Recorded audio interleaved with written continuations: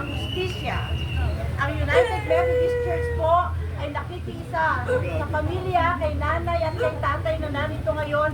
Matagal din po silang naghihintay sa paglaya ni Mary Jane kasama ng mga anak ni Mary Jane.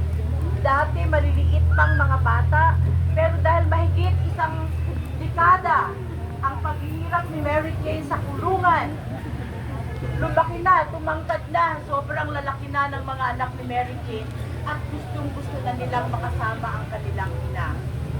Sa araw na ito, ang ating panawagan kay President Bongbong Marcos, kung si Mary Jane ay pinalaya na ng Indonesian President, bakit naman hindi mabigyan ng clemency ng ating very own President, no?